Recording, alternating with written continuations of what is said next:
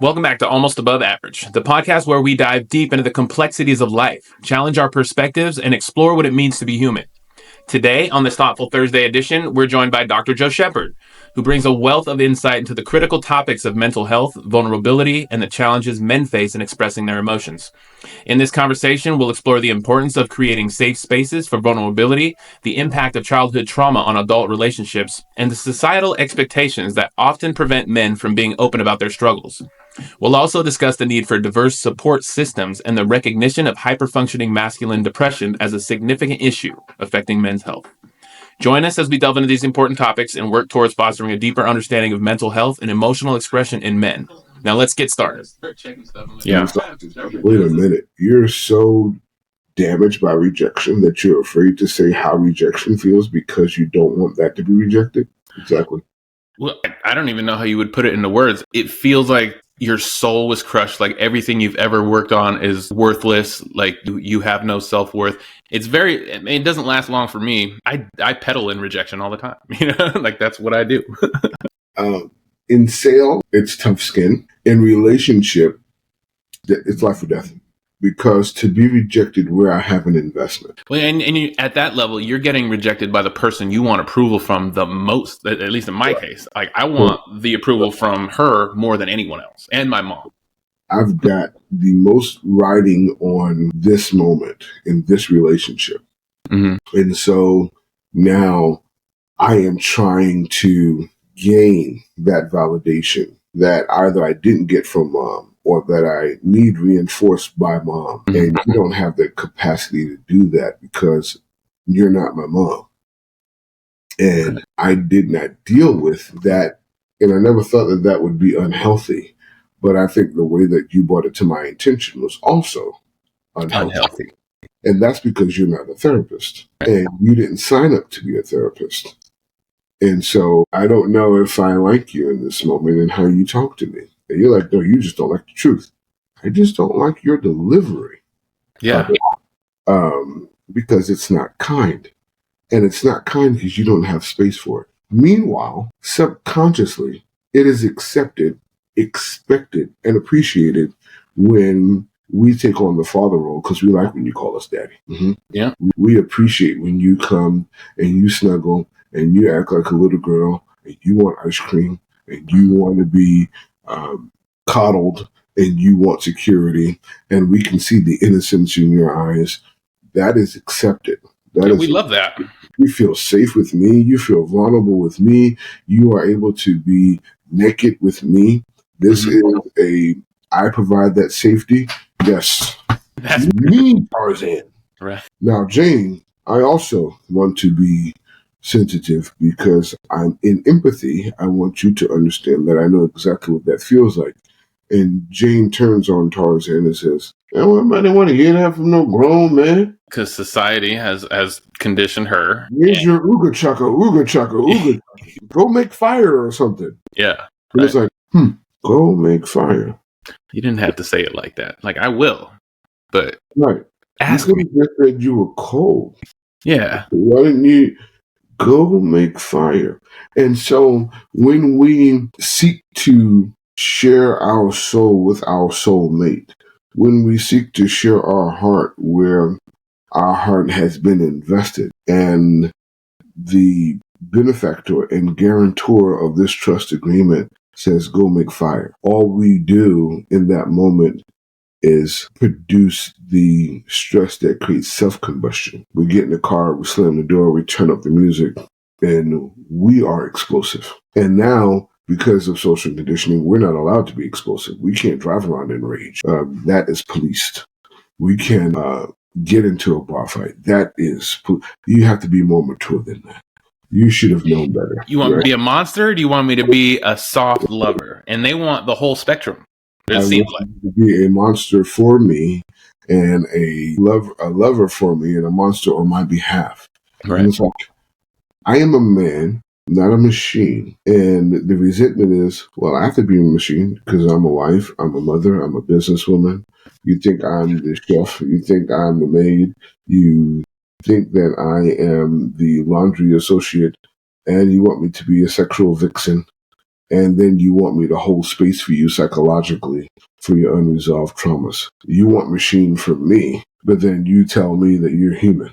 And we clash there. And so the idea of a support system is important, where most men, we're only going to open up to one person at a time. So to suggest that we have a support system where we're open and vulnerable to in various circles is unbelievable, right? Where women have support systems. So she'll say something to you and then let you know she's got to go talk to her girls about it. She'll tell you what's going on and then let you know she's going to talk to her sister about it. She'll tell you what's going on and say, yeah, me and my mom are going to go do such and such. Because you're not her only source of support. You are the anchor. Now, if something goes wrong with the support system, she's going to tell you how crazy it was at work and how she's going through it with her sister. Okay, that's important because that's her support system.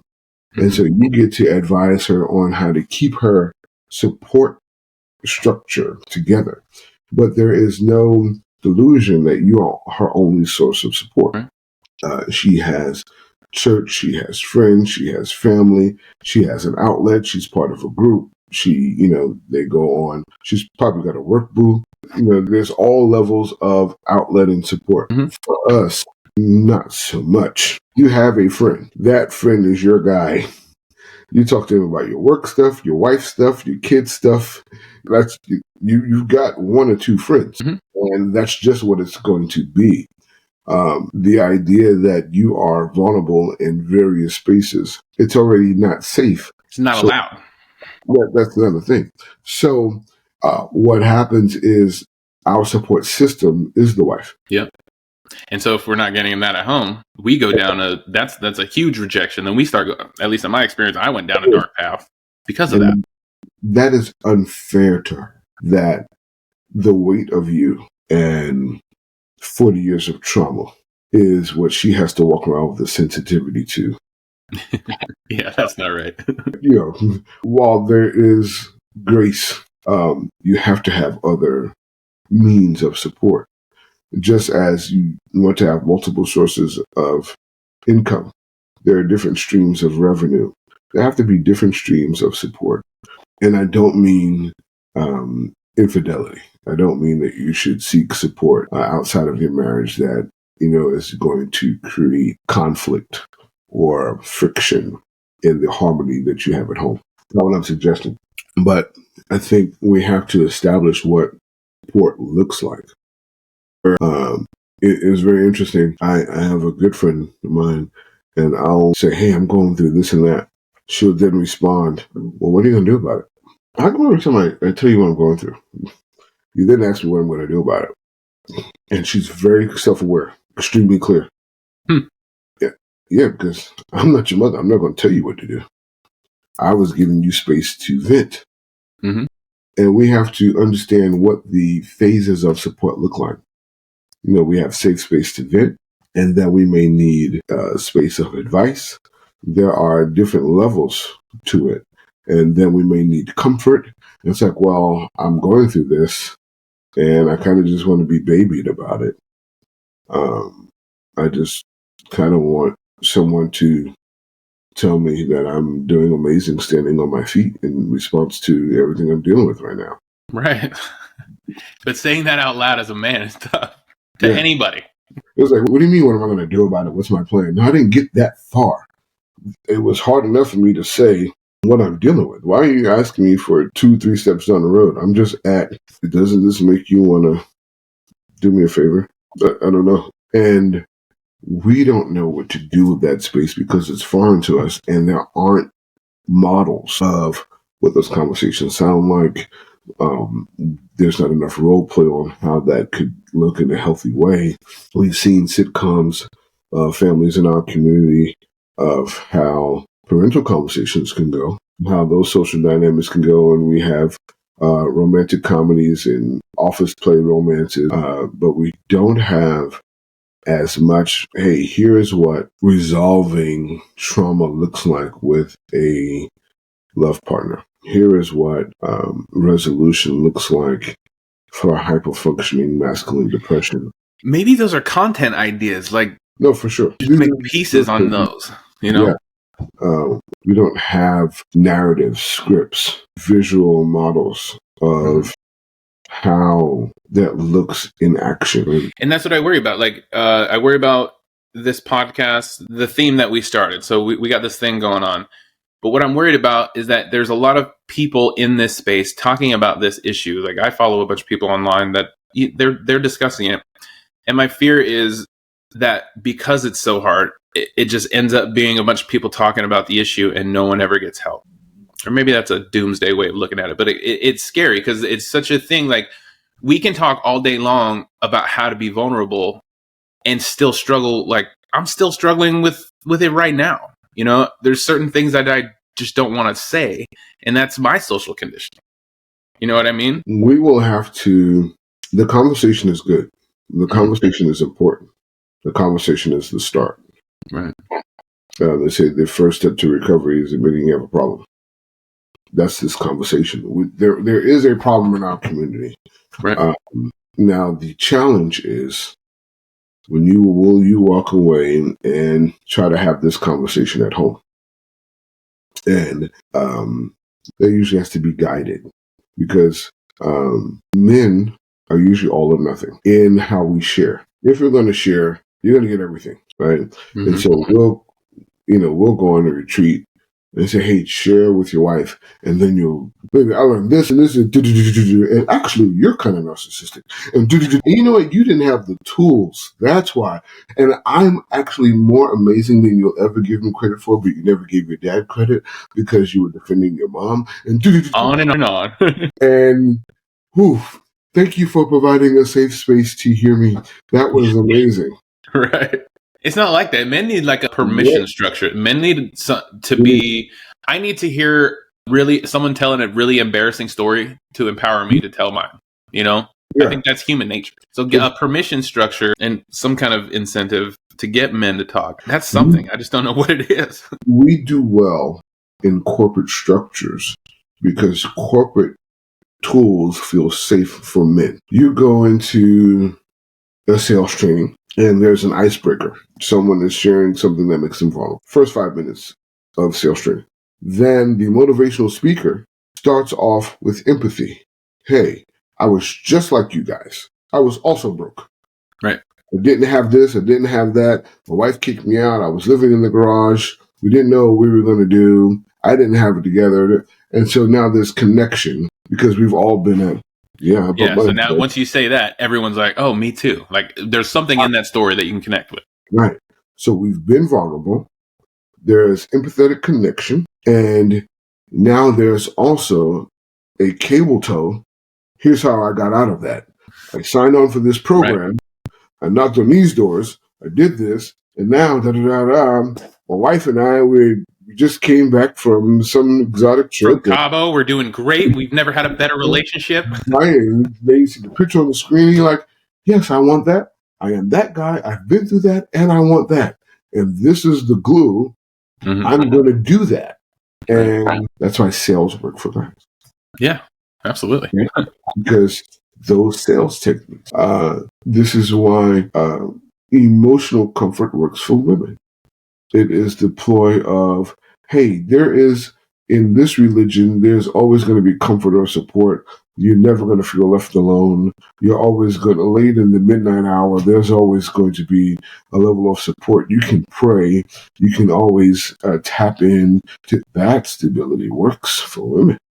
So sales for men and religion for women. We got it figured out socially. We already do this.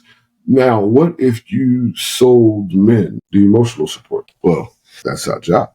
And that is the mission. Right. How do we make it accessible, fun, appealing, inviting? And then the conversation is the beginning point. Yes. And continue and showing up is the standard. Just showing up for the conversations, I think, is going to be a key. Because genius is birthed in the room, and what I can appreciate is I'm confident in our ability to make it happen. I think we sit down strategically and we employ activity. We have team building exercise at work. We have human resources. We have ERGs. We have couples therapy. We have different activities. We have family vacation. We don't have team building exercise, family retreats for just the men in the community. Right. Need to. So whether it's the football dads get together with the basketball dads, and now we have athletic dads, or the men at the church, or because the men in the community, and I think young teens need to see that the men in the community are together. Our tribe is so scattered because we're trying to take care of our own huts, that we never come out of the hut to check on the neighbor to make sure the neighbor is okay. And if the neighbor is not okay, hey neighbor, let's go for a ride. Because there is signs from the neighbor. Like if someone's going through something, there will be signs, because we talked about this on the first episode. When someone gets to the point where they're going to take action on their depression, it has already been they've already gone too far. I think the depression problem needs to be addressed in the beginning when the signs start. Like someone needs to be involved, just being aware of your friends' moods and, what's going on with the people around you, I think is important. Just to be cognizant. Men are so guarded that we don't get to the numbers on death by suicide for men there's a drastic disparity from men to women. And some of the inconclusive evidence is that men aren't approachable. In that women, if they see a sign, hey, how you doing? Nope, I don't like the sound of your voice. I'm coming to your house. Yeah. I don't like your tone. I'm pulling up now. And so, you get there, you're like, girl, what's been going on? Da, da, da, da. You didn't sound like you. Your house doesn't look like you. Come on, put some clothes on. We're getting out of here. We're going to talk about it. But they were able to break through the barrier of, no, I'm okay. There are signs, but guys on the phone, he goes, no, I'll be fine. You're not going to drive to that guy's house. Right. Because it's a man. It's like, he's a man. Yeah, the man said he's fine. He said, I'm good. Yep. There is nothing about our social conditioning that says, Chris said he's good. I don't like his tone. I'm going to drive to his house, bang on his door until he answers me, lets me in, and I'm going to make sure that he's good enough for me because I love him. That is important. We have the hugest, don't go to a man's house unannounced, don't drive to a man's house. If you know where he lives, don't pull up. Yeah. We have such a guarded barrier of distance between the help that we've put up. We almost have to disrespect that barrier in order to help a friend sometimes. Correct. So the signs are there, but the permission is not there. Right. And so I think we have to understand the vows of friendship. In being my friend, I give you permission to pull up if I say I'm fine and you hear some glass breaking in the background. Right. Yeah. If I consider you my friend, you can come by and check on me. I'll say that now because I'm in the mind state that I'm in right now.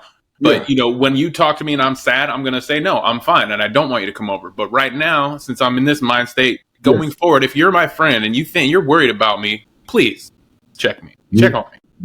You have my permission. If you're my friend, hey, I wanted to bring some dinner by. I'm not staying long.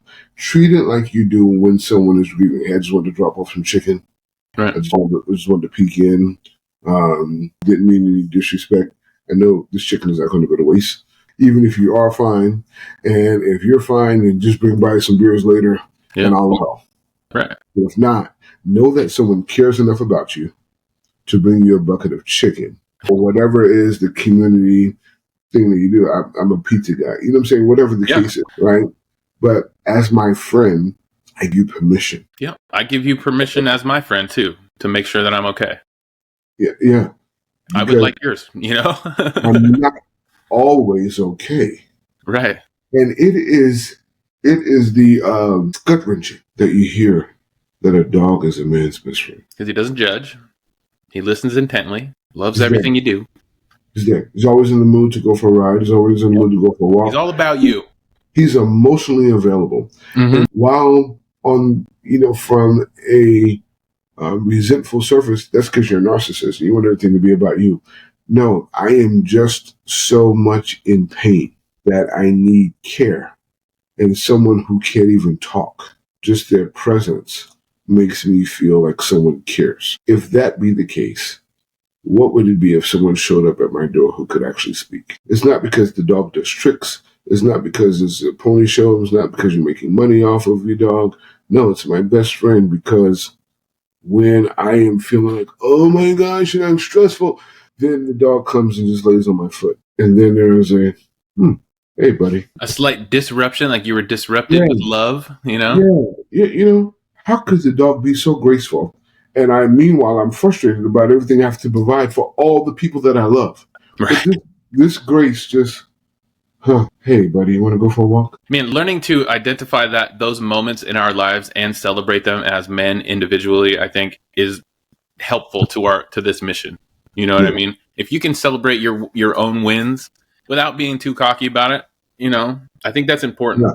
Especially because my win. Go for it. No, it's very important. Mm-hmm. My win doesn't make me better than you. I didn't win versus Chris. I won versus Joe. Because yesterday's getting in the shower is a win if you're depressed. Yeah. Yeah. Because every day that's not a thing. Brushing your teeth isn't. And people don't know the signs. And so I think we have to look at some of the signs. Some of the signs are hygiene. Yep. Right? Just because, what difference does it make? Yeah. I'm not going anywhere. Upkeep, like shaving, all that kind of stuff. Right. So since I'm not going anywhere, right. And so our hygiene is part of self-care. Right. That bleeds into how well are you taking care of your home? Did you cut the grass? What are you doing? Are you not going to power wash it? I thought you got the power washer. Yeah. Why does your car look like this? What's going on? Yeah. You live inside your car sometimes. I hear you say that, but you didn't say you travel. You said you feel like you live in your car. You got clothes and trash and fast food stuff all over. What's really going on? Mm-hmm. Right? These are signs. Yeah. And you might not fix the car problem, but the fact that there's so much confusion in the car lets me know there's confusion in your headspace. Yeah. Because home seems disheveled. I can understand that you're not fluidly processing emotion. So let's go to a place where things are still and calm. Let's not go to another place of excitement. We don't need to go to a basketball game. Yeah. Right. Maybe we just need to go to the pond. Maybe let's go fishing. Maybe let's go where it's quiet and you can see the layers very clearly. Hey man, how's it been going? And I don't know. It's okay not to know. Yeah, I think this part is the discovery part. Like, we're looking for solutions to these problems, and I guess the only way to find it is to be looking. Correct. And it's like if someone has ever experienced DSS or police call and understands how these agencies work, they're conditioned to come into the home and look for signs. That's interesting. They look for signs. They'll say, hey, let's see the cabinets to make sure there's enough food to provide for a family. Are there clean clothes in the closet? Is there food in the refrigerator? When's the last time the dishes have been washed? Okay, so it seems like everyone is in their right mind and civilized. Why is there a hot stove at the door? That's not really how we organize our homes, right? That's a red flag if things don't go in accordance with things. How much gas do you have in your car? How are you managing your time? Right. How are you managing your money? How are your kids doing? How's your wife doing? How's your parents doing? How are their grades? What is the teacher saying about their grades?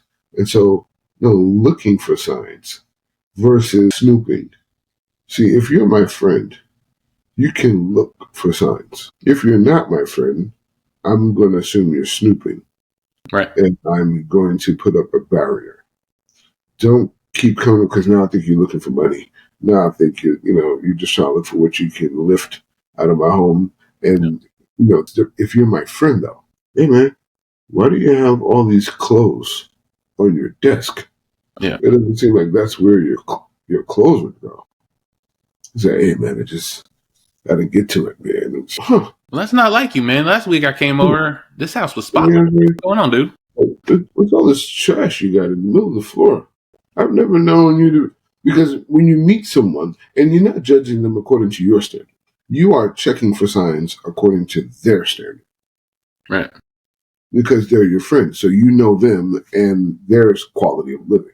You're not comparing them to what you want, your house to level. According, if I were you, I'd know. You have an objective lens. You know what I know about you? I know that you are the cologne guy in our circle. And I've noticed that the cologne guy hasn't washed or shaved. So what's up? Right? Yeah, those are all great ways to deal with that. Because it's according to your standard that I'm looking for signs. Yeah. I'm not the cologne guy in my circle. So if I don't wash and you smell me, it's okay. Don't worry about it. Yeah, you did last time too. So no, he's always coming from the gym. He's all right. He's the stinky guy in the circle. Yeah, he's the stinky one. Right? We got a stinky guy and we got a cologne guy. Don't judge our circle. This is our circle. That's right. We should go up for each other here. You're right. It's okay. We got our own thing and we understand each other. Right. We'll take it. Okay. So according to what I know about you is how I can spot check to make sure you're okay. Right. But I need that permission as your friend to make sure you're okay. Otherwise, what are we friends for? Are we just drinking buddies? Do we just have this toxic relationship where we talk about women?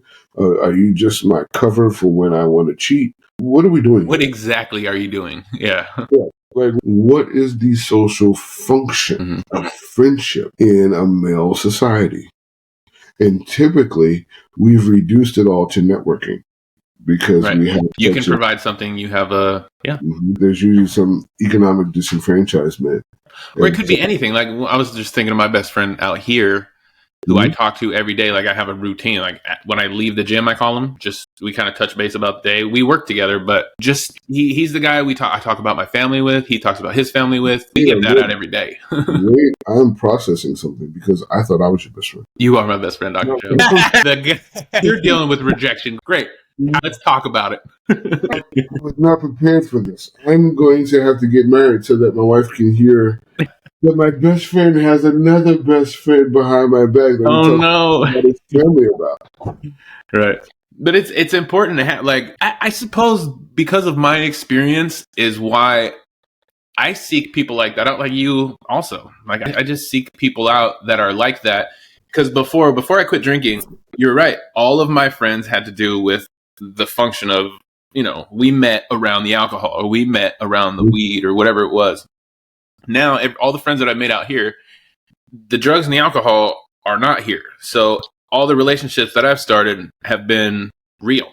They have been based around real interest, things going on in our lives. But still, there's some kind of transaction to it.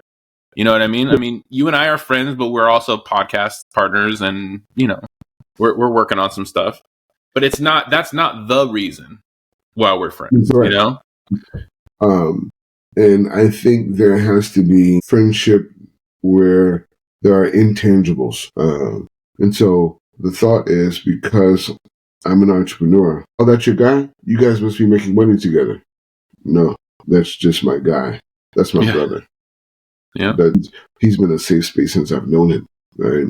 And that's intangible. And so I think because we don't always walk around seeking intangibles, because we don't find ourselves communicating the deficit of emotional support, we find ourselves communicating, where's the bread at? I'm a baker. Show me where's the bread. Yeah. You got that now? Put me on. Are they hiring there? Cool. Does she have a sister? Right. Great restaurant. Where? We're seeking the things that we can put our hands on that are going to make us feel better about our condition versus, hey, where can I process my actual feelings? This is a safe space for that? Oh my goodness. Yeah. And I think that's a tribe that a great number of men are looking for that they haven't been able to be vocal about because it's embarrassing to say. We walk into many of the churches in our community, it's 90% women. And so they found their tribe. And they may bring their husbands with them. And it may be a wonderful experience. But to have a wonderful experience with your wife's family is different. because it still doesn't feel like your experience. You love that she has that, and you have love for her family. And so oftentimes our religious circles, it's almost like we have a Christ-in-law. Right. Because we see how this could work. If that were me, I wish I had something like that for me. Right. And so we'll go around joining clubs, trying to figure out where's brotherhood, where is it safe for my emotional experience. We have to build it. And we have to be builders of community. And I think we've been searching for things that have been within our power to create.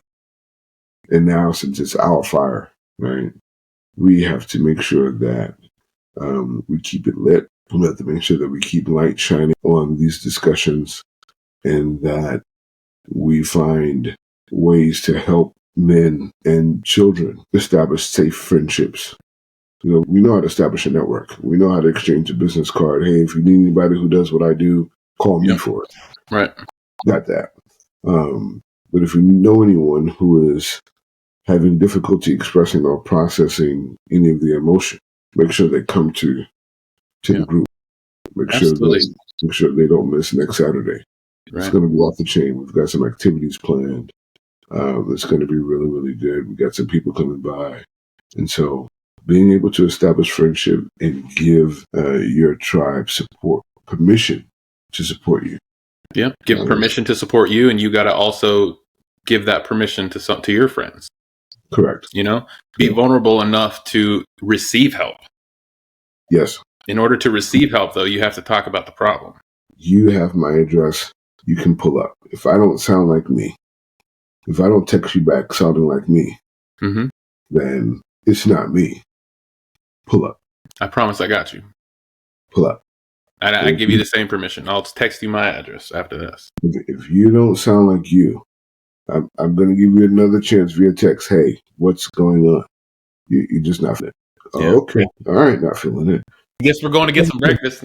Grab my keys, miss. Yeah. My brother's not feeling it. Yeah, right? I appreciate that. I know we're saying it on the podcast. I mean that, I think that's super necessary for me, man. And I got your back. Yeah. I don't think we've ever said anything superficial just because we were on camera. No, I don't think so either. I don't think we do that. We've had a lot of good conversations. I'm really excited that you got all settled and got you back on the podcast, man. Oh, man. Listen, I'm glad you're rolling. Yeah. Shout out to Riverside. Looks like a platform that you're enjoying, and we'll talk more about that. Yeah, we'll move on. Well, after we get off, we'll communicate about setting up recording times and stuff like that. Good. So, I'm excited, man. It's like so many times we should have recorded that. I know.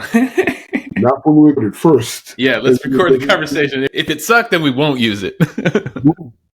Yeah. But no, also, I mean, what the podcast started from is like, I've had these really fun conversations with friends on FaceTime. And it's like, dude, we should have recorded that, Yeah.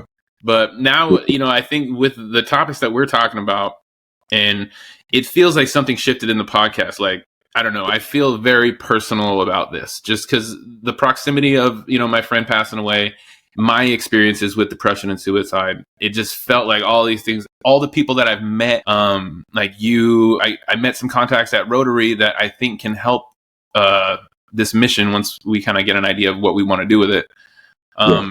Honestly, bro, it felt like God laid this on my heart. He laid it on my heart in 2 minutes in the sauna. Like I got into the sauna and it felt like I was being uploaded. Like I was like, oh my God, I could do this to pay for that. I could do this. I know her. She can help. Like all of these things just kind of came. I love that. Yeah, it's time for it. Yeah.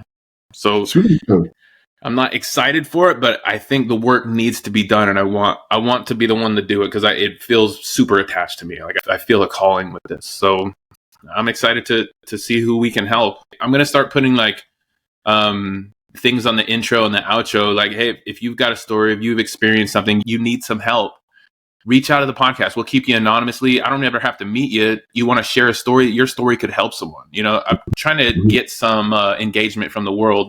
Tell me what you guys are thinking. You're struggling. Let's read the thing on the podcast, and you and I will actively try to solve the problem or give it our best advice that we can. Well, we can research blogs. There's got to be information that's out there. Yeah. I'm all aboard. Okay. I would like to offer a gentle suggestion Sure. for our brother Adam's family, because he's our brother. Yeah. And I think the best way that you can show love is to frame situations in a light of love.